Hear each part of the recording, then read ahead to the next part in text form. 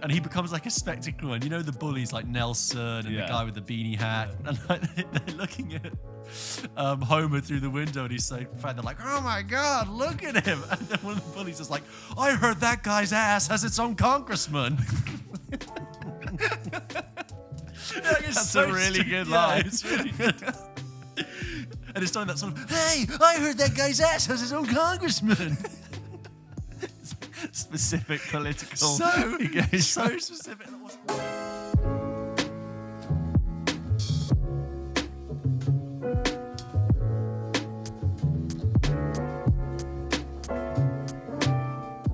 what we really need to do, we really got to get a grip on this. And he never says Liz Truss. It's always Liz Truss. Yeah, Liz Truss. Liz Truss. Like she's in trouble at school. Liz Truss. It's just Liz Truss. Roll this. We are. It's all going. Oh, yeah. Yeah. Quasi-Quateng. Quasi-Quateng. No, with Gillian Keegan. Well, it's extraordinary, isn't it? That's a delaying You know, tactic. me and Tony, It's a we really got a sense of what the public But wanted at the time. that thing he does, Rory, when he says that at the beginning of every sentence, where he goes, well, it's extraordinary. He goes, that's something he's got into the habit of because Really it's a delay tactic. Yes. So It from really Lesson is Together, quite extraordinary. Yeah, well, it's quite peculiar because what we have is and you've bought yourself a microsecond for your brain to go, right. I do remember in Afghanistan. And they sort of laughed at me. It was very sort of strange. You've got to get the difference between Rory Stewart and it not being Tony Blair. If you go too far with Tony, you become too Tony Blair. Tony Blair's like, A bit look, grinnier. I I accept that there may or may not have been. But with Rory, it's peculiar. You've got a teeth in. You imagine I'm sitting here and I always find politicians, the conduct is the same. I always thought my headmaster was very much talked like a politician when he addressed. It was basically, I was like, you could go straight into politics if you wanted. I was with a head teacher the other day. That for work reasons. Were you in trouble? But they were still had. It was like that kind of politician statesman-esque thing because he was talking to external people, to journalists, and he still had that way of talking. Well, absolutely, we're very, very impressed with what we've been able to do here. That was taken from over here, then we're moving it over here, and of course, we're really happy. But of course, what we want to do with that is really acknowledge it and move on. But he wasn't there just like, it's all right, it's cool. Yeah, he's never. Performance mode, slick. Yeah. And that's why none of them ever, even like whether it's opposition or politicians, none of them talk like human beings. Well, because they can't. They can't, and it's just like I don't like anyone. But and also, it's because they have to get into a certain way of speaking that is understandable to every single person. And it's like when we did that thing like a month ago about the way that the news is read. Yeah. It's like the way that the news is read like that is because it means that anyone can understand it. Yes. So anyone can, but if they talked normally and the speed and the cadence was varied, some people just wouldn't be able to follow. And like in our conversation, we don't do this consciously. It's a subconscious thing. But like you'll know when I'll finish what I'm about to say. Yeah. And because I've finished it, you'll then know, okay, that's probably when I should say vocal something cues about the film. Yeah. Exactly. It's all storytelling. Yeah. In Please come in, because my point is finished. Yeah. Help And me. just like they did. Yeah, we did. And Bevan writes to the show and says, hey, James and George. No email from Bevan. We are in the future, guys, just FYI. We're recording this. This will be out a week and a half. Yeah, about 10 days in advance. We're a little bit ahead of the time. Get your emails in, guys, because we're going to burn through them. But we have a dichotomy today because we'll be reviewing a film that by the time you listen to this has been out for about 10 days. Yeah. But we're also reviewing a film that's not going to be out for about 10 days. Ooh. So give and take. It's actually quite balanced. It evens out. So you're going to Florida? Yeah, Florida, Panhandle, Maine. Maine. You said 2 pumpkins. I'm not quite sure.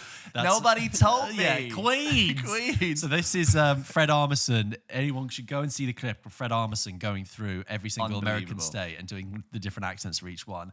It's a couple of years old now, and I watched it like religiously during lockdown. He does lockdown. like 35 of the 50 states, I'd say. He gets really through it well. But I do get a little bit triggered now when I watch it because it reminds me of watching it in my house. I like Chicago. Yeah. Chicago, a little bit almost more Chicago than Chicago. No, yeah, was it, and then, what's above? What is it? Wisconsin is more Chicago than Chicago. In California, everybody says every part of the word. And what is it? Or everything is a fact. Everything. San Francisco, this is a fact. Yeah. Alabama, you got to bounce off that B. You really got to bounce on it. Yeah. Alabama. Yeah. This is us doing Fred Armisen. Yeah, We're go not, this see is the not our original. impression. Go see the original video. It's really really, good. really funny. But yeah, obviously we're 2 weeks in the future by the time you read this. Episode 94. Five. 95. Oh God, did I call it the wrong thing? Yeah, no, I called it the right thing. Yeah, it's Episode 95. I'm going to go with 95. Let's go with that. Episode 95. Coming right at you. No, genuinely, how many Branagh Poirots have you seen? None. Right, I've seen one, Which is? which is the Murder on the Orient Express. I didn't see Death on the Nile. I watched, I'd say, 2/3 of Death on an Isle via someone else's screen on a plane. Plane movie. Yeah. Plane movie. But I didn't get enough. Huge watcher of the original David Suchet Yeah, Poirots. yeah, you're a big fan. Big love and respect for that corner of British history, TV history. And I like Kenneth Branagh. Yeah. I do. I think he's really talented. I like it when Hot take. he's great. I prefer it when he's not doing a silly accent. I like it when he's just himself. So in Tenet, I was like, ugh. When he says Hercule Poirot, there's just like don't even acknowledge the consonants in that. I'd like to buy an hamburger. I would. I sent you that the other day. yeah. It's so good. Anyway, sorry. Hercule Poirot. Yeah. It's the third Branagh Poirot film. Definitely, you mean Haunting in Venice is The Haunting in Venice Yeah. is the third Poirot film. So directed by Kenneth Branagh. This one, we find Poirot in Venice. He's very much retiring, sunsetting the detective Hanging up his business. moustache. Hanging up his moustache. He's eating bonbons and sweets on the roof in Venice. And plucky Tina Fey, who's actually really good in this, comes up to him, who's an author who's previously made money from the revelations that Poirot has found. So she has written up some of the great detective stories and is kind of struggling to find her next thing. So Poirot retiring is a little bit of a, can you not just do one more thing for me? She has found out about a visionary. A visionary? What are they called? Mystic? A mystic, played by Michelle Yeoh. And she's like, I thought, I could debunk this, but I'm genuinely stumped. Some of the stuff that she's doing is incredible. Come to this orphanage where years ago, very tortured children were here, and there was all this dark, ghostly spirit goings on. Come to a dinner party and a seance, and I just want you to see if you can debunk some of this. Which I can tell I believe from the trailer, is at San Michele Cemetery Island in Venice, which I went to specifically, which is just an island. It's just complete, it's all a cemetery. Locked off by a storm. So a storm happens in typical spooky horror fashion, and they are locked in, can't escape. You also stars Jamie Dornan, who's I think like a Branagh favourite now, isn't he? He's on in his squad. Michelle Yeoh, I said, and Kelly Riley.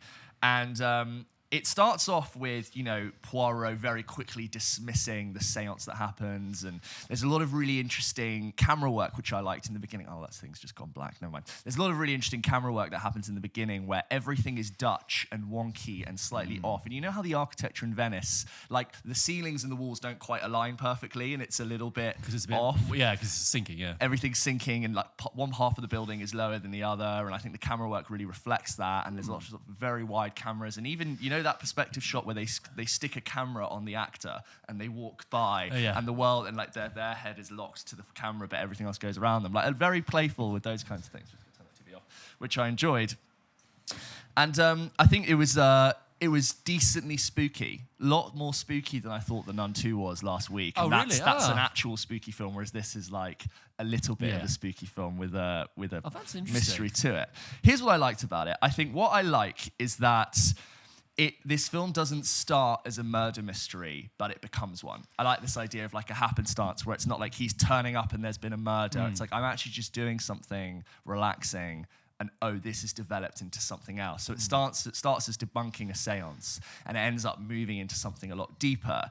And there's this whole thing of we get to this part where he's debunking stuff and all of a sudden what Poirot hears, he no longer thinks he hears, and what he sees, he doesn't know if is really happening, and what his mind is reading in front of him, he's like, I genuinely don't know how this is being done. And because they set that up as like Poirot can debunk anything, and then all of a sudden he's stumped, that was quite a nice hook where I was also, God, like, how did they do that? I like that Poirot is also a character that he grows in this film as well. It's not just like he turns up and solves it, and that's done. Like I really feel like the character is in one place at the beginning of the film, and then at the end of the film, I feel like Poirot's in a really different place, and that I also like. I think it's just a little bit fine. I think when it got to the moment where he stands in front of everyone and tells them, and reveals the whodunit and the story, instead of being like, whoa, clap, what amazing. I was like, yeah, sure. Yeah. That's okay. And that's fine. And I enjoyed my time with it. I think it's very charming. I think the acting's all very good. Great child performance in there from a guy who I want to say is called, a guy called Jude Hill, who was a really great child actor holding his own with everyone in there. And I thought it was really smart. What? That's not the kid who was in Belfast, is it? You might be right. Is it the same kid? Yeah, it's the kid from Belfast. obviously. He's great. Yeah, Walked off of one set. He literally was like, you're coming with me to Venice. 2 for 1 deal. Yeah, I like it. I wasn't like, Wild Hogs. I like it. I'm not really thinking about it much coming out. Yes. It's like I said, the camera work makes it really interesting, and then it's not a sleeper sequel. I can tell. I think Kenneth Branagh really enjoys making them. I think he really genuinely loves the character of Poirot, and I think he really enjoys selling you the mystery. You could wait and watch it with a glass of wine at Christmas with your grandparents, I think. I think that's probably what I will do. Yeah. You know what? That's intriguing because I haven't really wanted to see any of them. Yeah. I think it's the best of the 3, not that I've seen the second one. I've heard other people say that as well. Yeah. That's interesting. Because when I saw the trailer and I just kind of thought, really? We're still doing these? He's got a mustache the size of his. Horror too. Yeah, but maybe that sounds like it's kind of resuscitated it a little bit. Just this slight different genre inflection. It has that shot which is in the trailer where he's just seen something he can't really believe, and he goes to the toilet. It's all very dark, and he goes to the toilet, in the mirror, and he goes and like splashes his face with water, and then when he comes up in the mirror, there's the ghost of the person. Classic. And that's a really cool thing because it's like, well, how is this supernatural? How is Hercule Poirot been actually stumped here? Great runtime for this at, I think, just over 90 minutes. Oh, good. So again, you're not inviting yourself to that much criticism. You're getting in, telling a story, doing some storytelling with some characters who are oh so tortured and oh so complex. Yeah, it's fine. I'm not. Yeah, I know what you mean. Get passionate about the project. Yeah, knows the runtime. It ticks a lot of the things I think it needs to do to be successful. Maybe it's a little bit sleepy for me. I wanted a real more like fire under its belly to get me going. But maybe that's not what this is. Poirot. Yeah, it's got to be a bit sleepy. It is a glass of wine at Christmas. So like, am I going to criticize it for not being authentic to what it really is? No, that's where I'm at with it. Not urgent viewing though. Okay, that was A Haunting in Venice. I was going to say Death in Venice.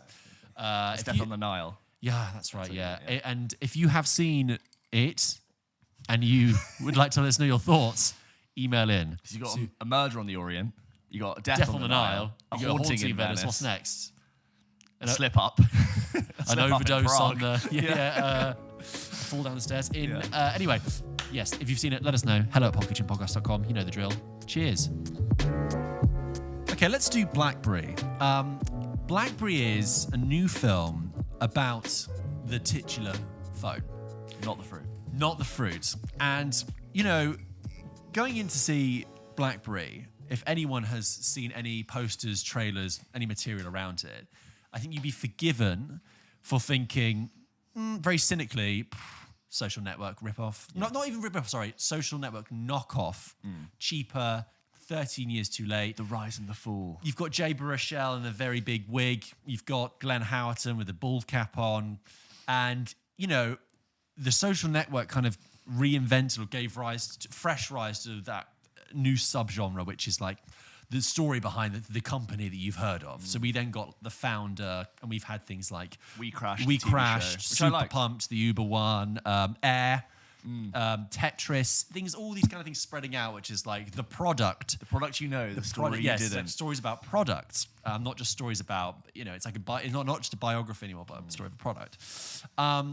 And yeah, so that's the kind of going into it, you kind of have that kind of look about it. But I'll just explain the premise first. But of course, what Blackberry has as a historical importance is, of course, that it was the world's first smartphone. And that claim, I think, is enough to justify its existence. It's not just a cynical think of, let's think of a very famous brand name and go into something behind it. I think it's even less cynical than the Michael Jordan, the Air thing, which is like all about a deal. But this is legitimate. Smartphones an iPhone is the dominant part of our culture now, but going back to the root of it, the original one, I think is legitimate. Which doesn't currently have a place. Like, you think for being the first, Exactly. it doesn't now have like a share of the market. It's a 0% share of the basically market gone now, but it was the first smartphone. So BlackBerry begins in 1996 in Waterloo in Canada. And the story follows, on the one hand, Jay Baruchel and his partner in this, played by Matt Johnson, who also directs. Jay Baruchel plays Mike Lazaridis and his partner Doug, and they are classic kind of like 80s, 90s tech duo in that Doug is like headband wearing, long hair, into like John Carpenter movies and like playing ping pong and loves pop culture references, and Mike Lazaridis is glasses, shirt tucked in, fascinated with technology, not inept at talking to people, but just introverted. The movie begins with them going in to pitch the idea for what we later know will be the BlackBerry, essentially called like Phone Link, about having a phone that is able to deal with email and stuff on a device. And their company is called Reality in Motion, or RIM for short, right? And when they go in to pitch to Glenn Howerton's character, Mike Balsley, he kind of like pulls a face at it. Meanwhile, Mike Balsley is at a company called SS. So there's just this kind of you arrive at these characters in this weird space where it's like they're working for these strangely named companies, and you get at the beginning of this film this really interesting prologue where they're trying to pitch to Glenn Howerton's Mike Balsley the idea for the BlackBerry. Meanwhile, this company's working for, which I guess is some sort of like seed capital, whatever funding, computer funding division. Meanwhile, Mike Balsley is distracted by another massive pitch that's happening in the next room that he's involved in, and you have these two contrary objectives between these two characters happening simultaneously. So they're in a room trying to pitch to him, and he's thinking about something else. And these clashing objectives, and it's a really way of beginning this film. And then what you have is that Mike Balsley decides to give. It's not Mike Balsley. Jim Balsley. It's Mike Lazaridis and Jim Balsley. Decides to give them another chance and hear them out again, and basically realizes the potential of what this thing is, and for various different plot reasons says, look, let me in on this and I can help you massively. And it's this classic thing of big suited BMW Rolex wearing Gordon Gekko type figure coming into the hen house where all the kind of precious nerds are gathering and trying to design computers. And there's a line where they're debating about it, and Mike Lazaridis is really tempted, and Doug is saying, don't do this. And Jim Balsley has said to them, look, yes, you have a deal with US Robotics, but they're a bunch of pirates. They're going to strip you out and they're not going to give you any money. And later, Doug is saying to Mike Lazaridis, don't do this. This guy's an absolute shark. He's crazy. And Mike Lazaridis says, yeah, but you know who's afraid of sharks? Pirates. And he makes the call to get Jim. And then so begins this collaboration, partnership to develop the BlackBerry phone. Anyway, that is the sort of setup of BlackBerry, and it charts the rise and ultimate fall, as we know, of the world's first smartphone. Now, like I said, going into this, I thought, it's got a relatively small cast. Glenn Howerton is a name, but I've never seen an episode of It's Always Sunny in Philadelphia. Oh, really? Not seen an episode? Never seen a single episode. So I know he's mostly known for that. Great. So I'm going in seeing an unknown actor. I haven't seen Jay Baruchel in anything. Sorry, I've only seen him in Always Sunny. Yeah, I think most people have. Yeah. Exactly. But I haven't seen Jay Baruchel in a while. I hadn't seen any of Matt Johnson's previous work. It's got Carrie Euler's turns up at one point. Anyway, I was really, really surprised by BlackBerry. I think it's a really solid, competent, sharp film about success, the price of success, greed, and it is able to take, on the face of it, it's a story about a brand and a product and make it compelling and sort of necessary. I think on the first thing to talk about is the script. It's really tight and lean and focused about the story it wants to tell, and it has those great lines and great moments. Like I said, I mean, the early scenes, that prologue I mentioned is really great and chaotic, and when Jim Balsley is coming in and he's trying to fight for control and fight for kind of a status. He sees the potential of this product, and he's basically cracking skulls together, saying, "You get me an office and get me someone on the phone who can actually do this. That's really funny and really witty, but it never spills out into like broad comedy. You know, Howerton never does like manic comic mode or whatever. But it's really sharp, and the script's great at that. And you know, the runtime's about 2 hours, and it really kind of uses that every single minute of that well. And I really quickly, it was only within about 10 minutes, I was like, oh wow, this is really good. I love it when that happens. Yeah. Like quickly in a film, you're like, I'm in. Yeah, and I thought the thing is with things like The Social Network, Casting a Long Shadow, and with all these other films coming before it, you think you can almost follow the cliched beats. And I would have to say, there really weren't a lot of times that I thought, okay, now we're going to get this part of the story, now we're going to get that. It really, double cross. Exactly, it really felt specific to this tale. Glenn Howerton, for an actor who I've never seen in anything, is really, really good in this. He's really enjoyable to watch. He never oversteps it with being this sort of slick Gordon Gekko character. But and like I said, he never, with the moments of humor, he never overindulges those to kind of derail the character. It's all tightly focused, and he's a great foil to Jay Baruchel as being this sort of quieter figure. And Michael Ironside, who's an actor people recognize, kind of comes in later as well. This kind of big, ballsy figure, which is great. Ballsy, not Ballsley, like Jim Ballsley. And it also doesn't overindulge in the time period as well. It's not like 90s, it's the 90s. It's not like, boop. But, you know, it really, it's compelling enough that when the iPhone begins to become on the horizon in 2007, which this film covers. It covers from about 96 to, I want to say, about 2010. Right, yeah. Maybe 2008. Which is when the iPhone was no longer just a luxury product. Yeah, exactly. iPhone launched in 2007, yeah. and it was like, it's a really interesting point in the story. I'm like, yeah, what are you going to do about this thing? And just because you were first doesn't mean you're going to be the winner ultimately. You know, great scenes of dialogue when they're first trying to get their big pitch with Verizon, I think it is, you know, Jim Ballsley describing it, he's like, we're not selling communication or connectivity anymore. We're selling individuality and self-reliance. It's all in the palm of your hand. And then it flips to Mike Lazaridis being one of the people in the board meeting says, "Oh wow, it is the world's largest pager." And he says, "No, it's the world's smallest email receptacle." And it's this kind of penny drop moment, but there's no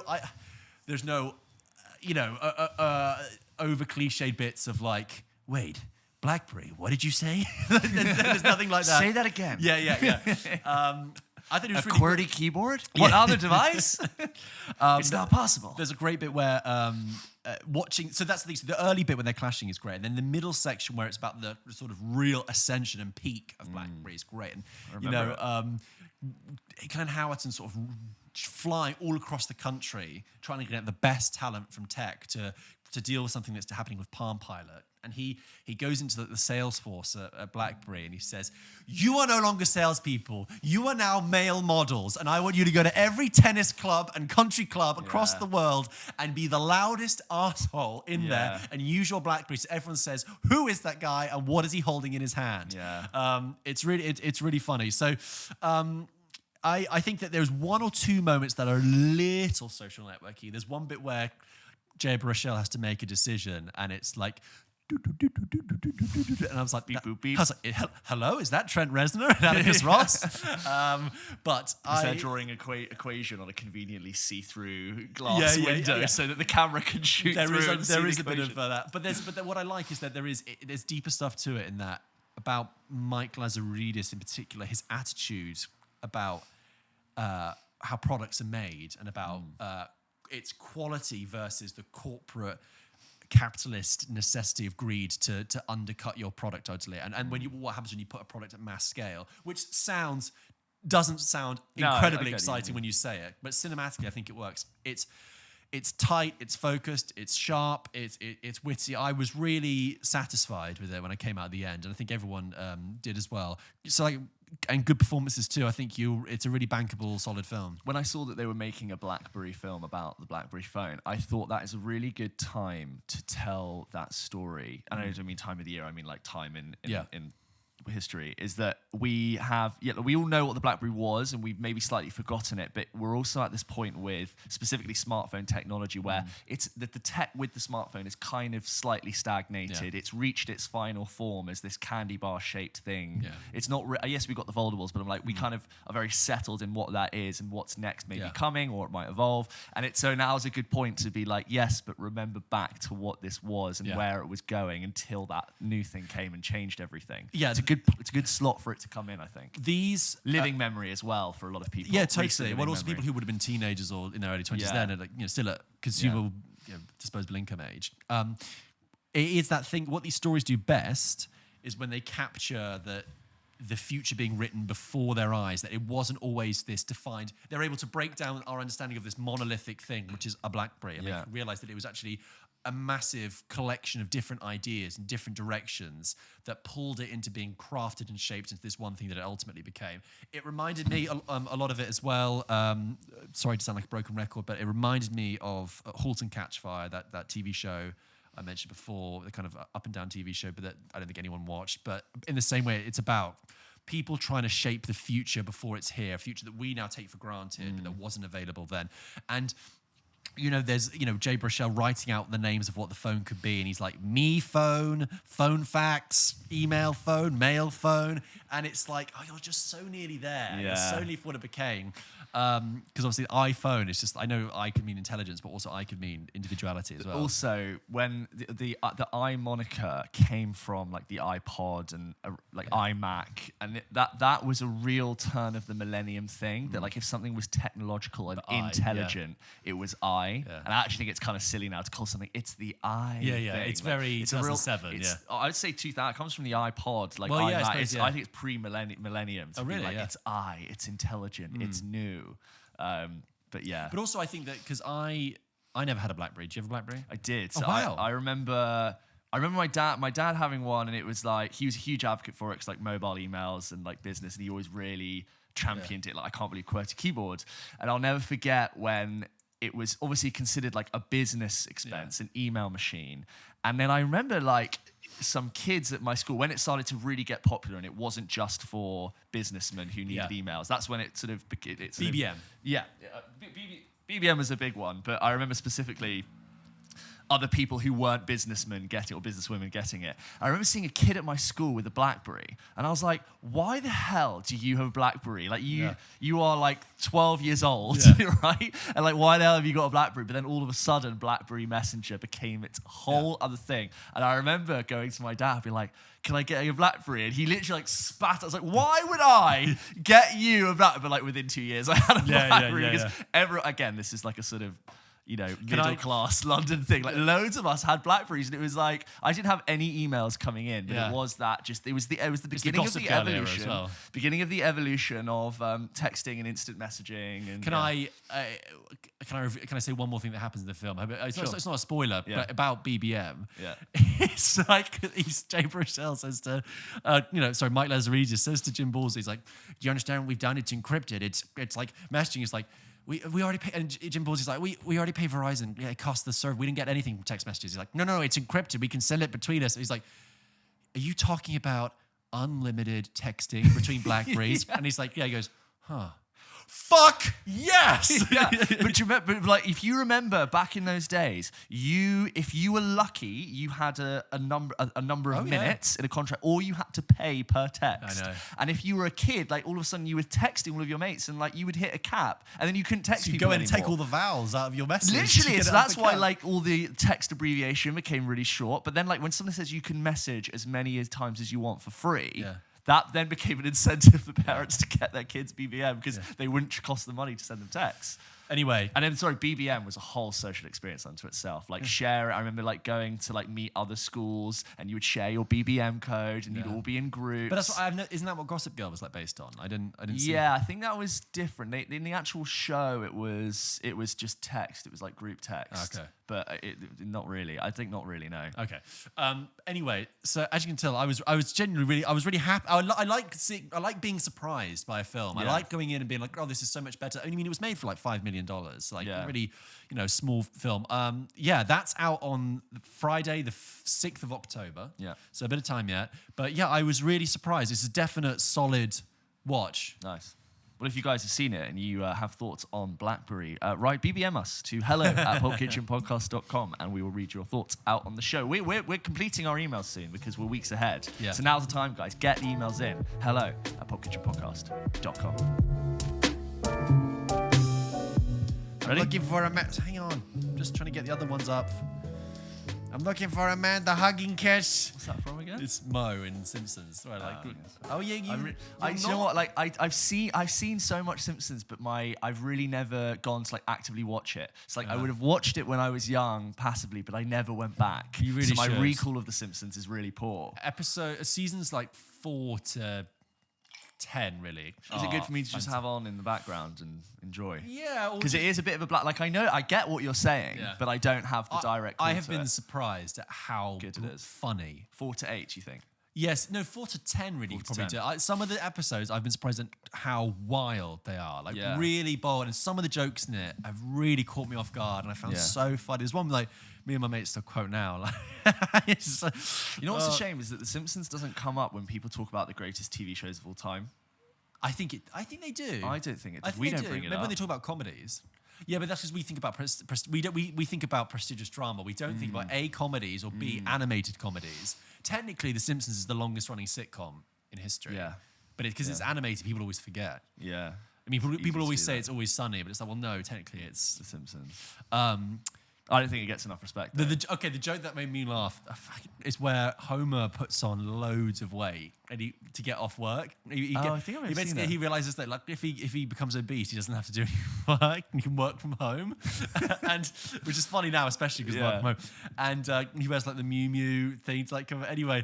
And he becomes like a spectacle, and you know the bullies like Nelson and the Yeah. guy with the beanie hat, and like, they're looking at Homer through the window, and he's so fat. They're like, "Oh my God, look at him!" And then one of the bullies is like, "I heard that guy's ass has its own congressman." That's a really good line. It's really good. And it's done that sort of, "Hey, I heard that guy's ass has his own congressman." It's like specific political. So engagement. specific. And it was like, I bet like It's that, like a detailed That insult. would have been a couple of hours deep in the writers' room before they got to that level. And they Yeah. were able to go because also, sorry, when you look at the credits at the beginning now, it's like Greg Daniels, Conan O'Brien, so many Yeah. great people worked on the Simpsons. Anyway, great stuff, really funny. Okay, where are we going from? George, should we go through some of the emails that Let's we do got it. sent this week? As always, if you wanted to send us an email into the show, you can do by emailing in to hello@popkitchenpodcast.com. Just like Matt did. Matt writes into the show and says, "Hi, James and George / George and James." Just Respectful. in case. I like that. Respectful. Matt here again. Wanted to say thank you for reading out my question on the pod. My question was, what film would be on your name badge if you were to work in the cinema? Yes. Good question. I like that. You went with... When I just told the story that I did work at the cinema, and Yeah. obviously Before Sunset I put on there, but then because I thought, oh, wouldn't it be great if somebody out of the, I didn't expect people to get it, but I expected somebody to be future like, wife. oh, Before Sunset, to look me in the eyes and go, I love that Our film. consensus was actually the least distracting film, the better. Yeah, because loads of people just kept saying to me, they're like, why does it say Before Sunset under your name? Why is it George Before And I was going to go Sunset? James National Treasure, which is just confusing as a yeah. name badge. I was minding my own business at work, listening along, and all of a sudden my question popped up, and it made my day again. So thank you. Also, hats off to you listening to it at work. Is that a subtle little earpiece in? Yeah, a camera and subtle. While your colleague's stuck in the popcorn machine, Yeah. like, help me, man, help me. Yeah, just a second. So, you know the guy at school who would always, in a class, would pretend to be leaning on his ear, but really he had like an earpiece in. No, because our school of discipline. So. I'm just kidding. I can also confirm I was able to predict what George would have on his name badge. Wonder how I shocker. guessed that. My question this week is about the new Star Wars show, Ahsoka. As a huge Star Wars fan myself, that's how I always read it. Ahsoka. Ahsoka. As a huge Star Wars fan myself, every single week I think it has the perfect balance. Never too much and never too little. Every week, me and my girlfriend Amelia watch. She has even gone so far as to say it is her favorite thing Star Wars has produced since her her favorite Star Wars film, Episode 3, Revenge of the Sith. Interesting favorite. My favorite of the prequels. But I can't say it's my favorite. I have to say, I think, was it in last week's episode, we especially you were quite blunt about how we thought about the prequels. Yes, I said I think they've got some all-time great moments in them, but they are really poor films. That's my. I think that's the pulp. If I may speak for us both, that's the Pulp Kitchen party line. Because on the one hand, I'm like, look, I haven't seen them since I was a teenager. Oh, really? Is it been that long? But on the other hand, I'm like, I don't want to rewatch them because even as a child teenager, when that's like your prime years watching those, even then I was like, these really aren't very good. These are really silly. I have a little bit of nostalgia. Same. For Phantom Menace. Sure. Because I was probably 6, 7. No, I was 6, and I remember all the merchandising. Oh my God, all the merch. All the Darth Maul stuff. I remember getting No wonder we're Star Wars fans. Yeah, of course. I remember the Jar Jar Binks like sticky tongue thing you could like throw and it would like stick on something, but then it got covered in like so much dirt after like a day. I remember like there was like Star Wars cakes. I think I had a Phantom Menace themed birthday party. That's what it was. Yeah. You know in my childhood bedroom that you've been into a couple of times? Yeah. You know on one side there's like all wardrobes, which are now like new wardrobes. There used to be older ones, and for years of my life, I had covered just stickers from the Phantom Menace, just like Jar Jar and R2, Roger. and like the droids and like the slightly racist trade Waldo, trade. Waldo, whatever. Waldo. All of them, any character, Sidious, just everyone. And I remember like for a really long time, like I wasn't associating why they were there. They were just part of the set dressing. I remember at one point I was like, I don't want to be associated with this film. These have to go. But so I saw them obviously when I was young. As a teenager, like grew out of them and became very silly. Like, oh God, they're such terrible movies. Really like lent into that. And then I re-watched them again. I want to say 20 and maybe 22. Oh, well, recently. And it was, and then I saw them and I was like, do you know what? I have to give that scene and that moment credit. That is a really good, effective scene. And that is almost onto something really great. And it makes me long for what could be a better story told. But I'm still very much like, these are terrible, but here are some really great nuggets that make Star Wars great. Just on, why I feel, how nostalgic I feel about Phantom Menace. That I associate two things with that summer, being young, like 6 years old: Phantom Menace and "Livin' La Vida Loca" by Ricky Martin. So when I think about Phantom Menace, that song is in the background. I mean, that's how long ago we're talking here. Yeah, that has really placed it in a moment. You know what I'm saying? Anyway, any thoughts on the show? Have you had a chance to catch up? Hopefully you haven't had spoilers on Twitter and TikTok. Keep up the great work, guys. All the best, and keep being awesome. Oh, thank you. I haven't watched it yet. I am tempted. In terms of spoilers on Twitter and TikTok, I think like a certain character's introduction into the show has kind of been very heavily suggested, but I always thought that would happen when you made a show about Ahsoka, whose story is very tied to that character. Right, I didn't even know what that is, so I've no idea what that is. Don't tell me. Nothing's as well. Okay, fine. I'm tempted. Where am I at with Star Wars, George? I feel like I need to hear the endorsement from quite a lot of people for me to jump in. I'm beyond the point of just blindly seeing anything Star Wars just because it has Star Wars written on it. That's where I'm at. We've said this before. You and I struggle with TV sometimes because it requires a lot of commitment and pulls away time from watching films. Yes, I'm very apprehensive. I'm conscious of having done this before where I've said, I started this TV show. I watched like 2 episodes and then it sort of disinterests me. I give an opinion based on a very early part of the TV show, which I really don't want to do because I don't want people to think I'm just reacting to something that's incomplete and then I don't have the time to finish it and give it enough justice to like really review it properly. If someone said to me right now, you have to go and watch a Star Wars TV show, though, I would go and see Andor because I've just heard nothing but good things about it. Yeah. And that was one that you literally like that. You started and never finished. Watched the 3 episodes that they released in the first week. We're like, it looks really promising, and I just moved on. That was a year ago. Yeah. Anyway, I think I might check it out. So I've not seen it either. Sorry, but I'm not against it. I'm just. And then similarly, weeks go by, and then I no longer know how relevant it is for me to watch it all in 1 week and report on it to you guys. You're either watching it or you're not. Yeah. This next email is from Joe, who says, "Hi, folks. Hope all is well. Good, thank you. This is about Past Lives. Oh, nice. Past Lives seemed like the type of film I would have loved, particularly as it's an A24 film too. So I was very excited to go and see. By the way, sorry, on A24, when I went to see Stop Making Sense in IMAX, when the A24 logo came up at the beginning, someone literally went, woo! And I was like, that is quite impressive. I don't remember someone ever clapping for a studio logo. No. Never. Anyway, so I was very excited to go and see it last week, but I left the cinema slightly underwhelmed. Starting with the positives, I thought the cinematography, performances, and soundtrack were great. Yeah, the soundtrack is really good. Yeah. I think my issue is with the storyline. I was never really rooting for the two leads, but I'm aware that this was probably the point of the film to make me feel more conflicted, which I certainly did. However, this meant for me that the climax of the film, the climax of the film for me was this scene, as opposed to the end of the film, which a lot of people seem to have had quite a strong emotional reaction to, in brackets, not me. I know what you mean. Maybe it's to do with the personal experience. Leaving the cinema, I was thinking about how I really don't have a what-if person. So I do understand that other people may have found that film a bit close to home. Anyway, although I've been a bit negative, I certainly don't hate it and would recommend others see it, as it's interesting to hear other people's responses. Thanks for the great content every Wednesday. Joe from Glasgow. I do, some people I know where they're like, yeah, I don't dislike it, kind of sits in that kind of mid thing. I don't have a what-if person in my life. You also don't really have a personal story about the immigrant experience moving to America. Not to criticize your Joe. You mean Joe? No, I mean, neither do we. Yeah, but I think certain things just do and don't resonate with different people. I hope it's not been overhyped and you've gone in expecting a revelation. And we've been guilty of doing that. I do think that it's also a film that we didn't know was coming. 6 months ago.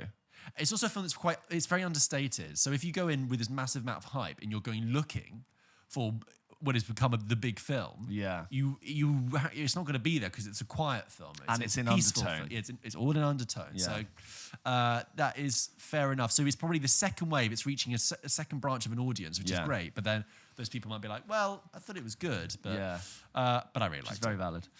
This next email is from Josh. He says, hey, George and James, what are your two favorite superhero universes? Not favorite movies or show, but the whole universe. I'll add a list below of the ones that I could find. Maybe you could pick your favorite. This doesn't necessarily have to be the most successful, but your personal favorites. So I'm going to run off a list now of superhero universes. Yeah, okay. And maybe just give a reaction to all of them, James. Ready? So Marvel. Are we using that as MCU. One universe? So the The MCU is MCU, one. Fine. yeah. So Hellboy. Okay. Are you going to react, or are you just going to sort of... are you going to come to the listen end? to me. Right. I'll acknowledge them as they Sure. come. So MCU, Hellboy, DCEU, Okay. Bloodshot. I don't even know what that one is. Sonyverse, The Matrix, Sonic, Flash Gordon, Marvel Legacy, X-Men, Fantastic Four, the Raimi films, Pixar, like Incredibles, Big Hero 6, Hancock, Chronicle, Kick-Ass, Teenage Mutant Ninja Turtles, Watchmen, Unbreakable, DreamWorks, don't know what falls under DreamWorks, Dread, RoboCop. Is DreamWorks like Megamind? Or Despicable Me? Dread, RoboCop. Is RoboCop a superhero? Lego, so like the Lego Batman. Astro Boy. You might as well throw in Ben 10 as well. Yeah, I mean, Yu-Gi-Oh! Project Power, never heard. Yeah, Digimon, Pokemon, the Old Guard, Spawn, and Darkman. I mean, half of those I don't know what they are, and a couple of them I have no feeling towards as well. Just quickly before I answer that question, I did that game with you ages ago, which I said name superhero films that don't have sequels. And there were surprisingly very few, but people have obviously commented loads that we forgot. Someone commented on the video and said, you didn't mention Zack Snyder's Watchmen, the classic Shaquille O'Neal movie, Steel, the Adam West Batman movie, the New Mutants, the new Hellboy with David Harbour, the masterpiece that is Catwoman, which I completely forgot about. That's a real omission from us. And then he said Howard the Duck. And Jonah Hex. Jonah Hex, as well. Yeah, God, yeah. So that's actually way more than I thought. But on all of these lists, they did mention them, which is interesting. When you read out those... Oh, actually, sorry, wait. It goes into TV shows. He actually does put in Ben 10, Power Rangers, Umbrella Academy. Look, I mean... Do you know what it is? I don't have any. I don't have a favorite one. So that's a fact. I don't. When you think about like superhero universes, I weirdly like the MCU. I feel like it's unfair to be like that one's the best because I think it's grouped a lot of great things together. So I've always loved Spider-Man specifically, and like every time I jump into a Spider-Man, whatever, if it's a film or if it's Andrew Garfield or it's the MCU or it's like the Insomniac games, I'm always like, I love hanging out with this character in this world. It's just so fun. And then similarly, I just think Batman, of all the ones which are going to be rebooted continuously for the end of time, it always is interesting, and I always love to see it. I love the character of Superman, but mostly find the universe of Superman a little bit dry. Again, I'm not an expert on Superman, but I think the character is more interesting than his world. So actually, I like it when Superman gets involved with other people. I'd like them to make Red Sun. You know the Superman story where he landed on Earth 6 hours earlier or 6 hours later, and he landed in Russia, and he becomes an enemy of the United States. That's cool. Yeah, it's Get really more interesting and weird with it. Yeah. maybe geopolitically now's not the time. No. Anyway, and then Josh ends with a very interesting question, which is this. On a personal note, I was wondering what happens after filming wraps on the podcast. I can only imagine it goes one of two ways. George stands up like a robot, picks his iPad up and pops it into his briefcase, then just marches towards the door without even saying bye before powering down to recharge in his flat for the next IMDb countdown. Or you both slouch on the couch, sipping a cup of tea and having a little chat. Now, You're first of kind of all, right for both, to be honest. yeah, both are kind of correct. I don't have an iPad or a briefcase, but I'm intrigued. That's the kind of air I give off. Yeah, you do give briefcase air. It depends. I would say it depends time of days. If we're filming in the evening, we finished recording, and really we're doing a quick chit chat. But I like to make a move. I've got to get back. It can be quite late, and it's always like you just go home. Yeah. Because you've got up to an hour's journey to get back. Yeah, so we just sort of chit chat. Yep, see you then. We'll be seeing this. All right, next week. And yep, I speak great. to George every day. Yeah, exactly. Outside of a podcast, we talk every day. Yeah, exactly. But then sometimes, especially if it's like a weekend, we do. Or if it's been so busy to record, we need a few minutes. We do sit on the sofa sometimes. Sometimes you give me food. Yeah. Sometimes we have food. Yeah. If I'm This lucky time. and I come and there's like a pasta dish, James makes a great pasta dish. That's like a really nice thing. I stay for that and I eat it on the sofa behind me. There is James also, sits on that one. when you have a very fast-paced, intense 2-hour conversation like we have to record this show, there is a real energy, adrenaline dump afterwards where, like, not because we dislike it, but like, okay, great game, see you next week. And we just go, Yeah. not like literally, but mentally, I'm a little bit like, okay, Yeah. that's done. I'm not talking anymore today. Yeah. I just had to think of like 7 films where someone winked in the 93rd minute. Yeah. In 30 seconds. And also, that's why it's quite good if Talia's here, because then she can come in and like, she talks at girlfriend. us. Yeah. So we don't have to like manufacture a conversation. And it's a lot of logistics. Talia is and someone that- who just dumps word vomit on us. We'll do a lot of logistics. Right, so next weekend you can come when? Yeah. Oh, but I have to move that thing. Okay. We've got that screening. Can you do that? Yeah, Are you yeah. going to see A Haunting Can in you Venice? reply to thingy Can you about- reply to thing? Yeah. Anyway, that's what happens. That's what happens. It's good fun. Little behind the scenes. And then before?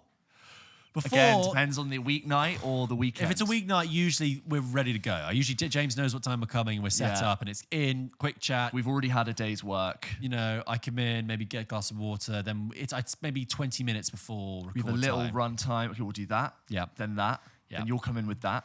Emails, game, done. Weekends are a bit more relaxed. We're a bit like, hey, how's it going? Cup of tea? Yeah, cool. Yeah. Yeah, you got some pastries? Okay, Yeah. great. Oh, by the way, have you seen the thing? Yeah, chat.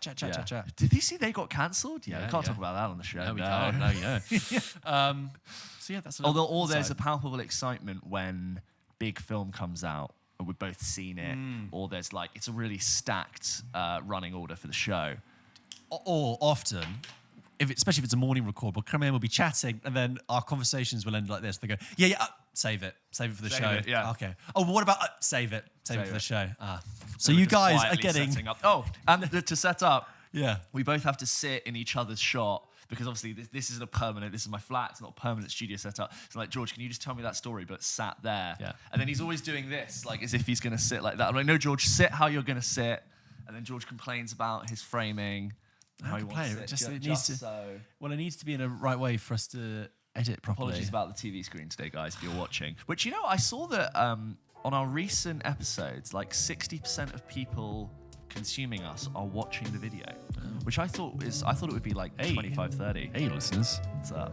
get an eyeful of this. Take your top off for them. Go on, do it. No. Let's play some games. Let's move on to the games. Just before we do the games, I just wanted to mention, do you know what film I watched last night? Yeah. A Quiet Place Part 2, which I'd Oh, not seen yet. How is? Have you not seen it? I think I started it. Okay. Shit. It's one of those films that it was I think it was a lot of people's first film back in cinemas after COVID. But very much associated with that time. I had mates. Cinema would have been a quiet place. Boom. James, brilliant. One of your best. One of your best. No, but actually, yeah, it's solid. It's like the first. You know what? Actually, in some regards, it is the same film. Yeah. it actually follows the same thing. You Is just Cillian Murphy just the John Krasinski but part. he gets, I saw the opening scene, it was like from The Breakout. Yeah, John Krasinski. Yeah, that's quite good. I It's mean, all one take. there's still moments where you're like, these creatures don't make sense, though, do they? Yeah. Well, they showed too much about them now, haven't they? There's so much more fun not knowing what they were. Yeah, they kill more in this one. There's a great scene in the first one where the kid has the truck or like the toy that makes a noise, yeah. and John Krasinski's running, and the alien just, like the monster just takes the kid out. It's so brutal, and you're like, oh, these are the stakes. This is what we're running from. I will say that, like, even though the rules are kind of silly, that it, undeniably having a premise where like you can't, it makes it very cinematic. Yes, and it makes you do kind of lean into the film. And Millicent Simmons is fantastic in it. But also when I was watching it, I was like, oh, Mr. and Mrs. Oppenheimer. Yes, Cillian Murphy and Emily Blunt. Yeah, I didn't even think about that. Exactly. There you go. Well, George, as you know, every episode of Pulp Kitchen ends With a game. with a game. I've got 2 games for you. George, this is going to be a name 7 in 30. Are you ready? I'm ready. George, you have to name... Okay, right, here we go. Hold on. I don't want to cock up the lines of this, okay? George, in 30 seconds... I need my phone. I need my timer. We never get Because you don't want to give my mind palace an No, advantage. I don't want to give you a second. I don't know. This could be interesting. I don't know. We'll see if you get it. You might just get it.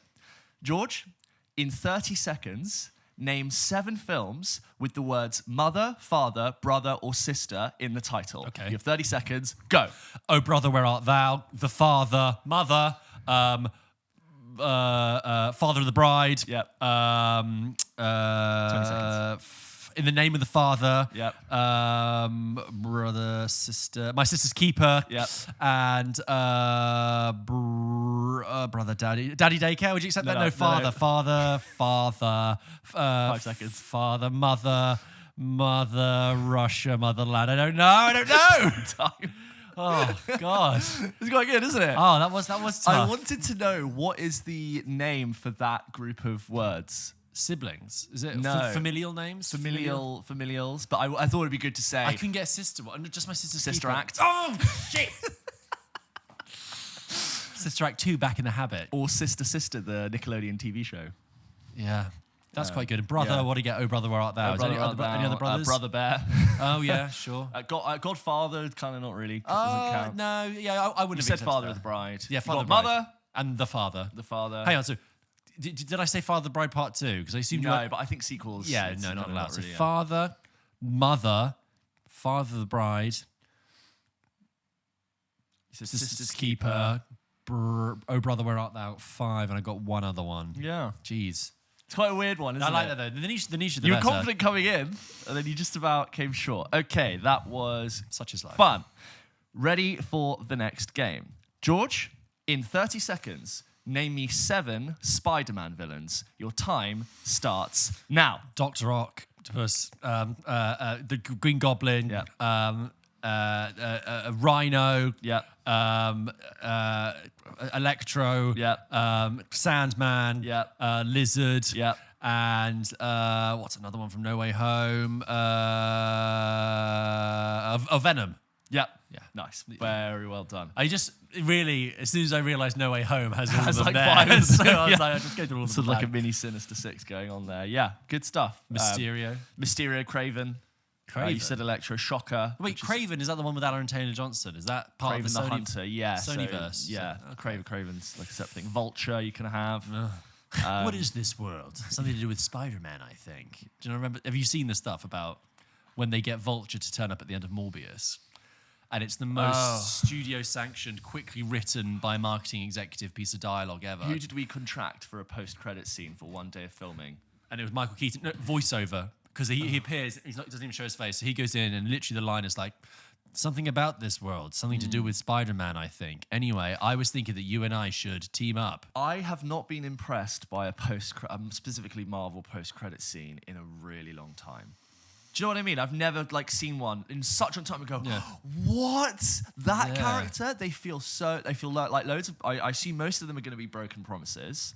Yeah. Some of them you just don't get the reference, and some of them are like boring jokes at the end of the film. They need to do a completely new thing. They owned that in phase 1 and 2. That was their thing. It's a bit passé now. Now they need to just sort of find something else. I've said this before. The formula for a post-credit sequence in the past few years has just been get famous person from another thing to turn up as a character you don't know and reference a new threat. So Harry Styles, Charlize Theron, Brett Goldstein, all of them just turn up and go, "Hi, well, I'm this person, this one, and let's do this." We've got some work to do. Yeah. That's not that interesting. No. All right, George, this is less of a game, more of a, like, sometimes I throw you a little, like, thought exercise. Okay. It's like, did we know? Did we know? You know? And they're like, oh, I didn't know. Okay. This is a did we know. Okay. Thank you.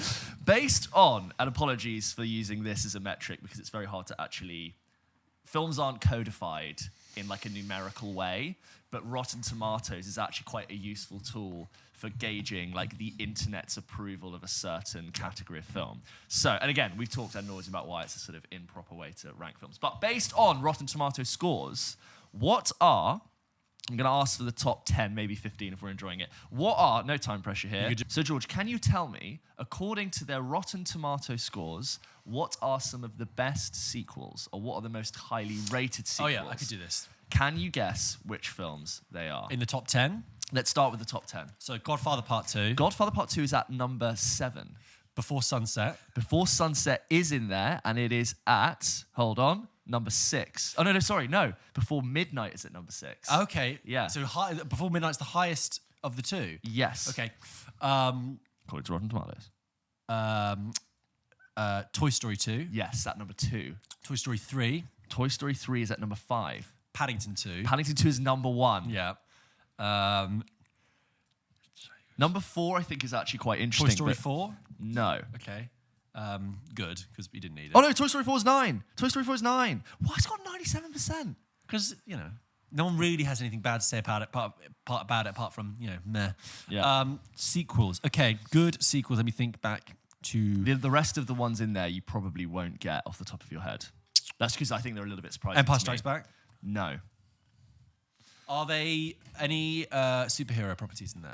There is not. But, I'll reveal one to you. So at number 10, Sirens on Our End.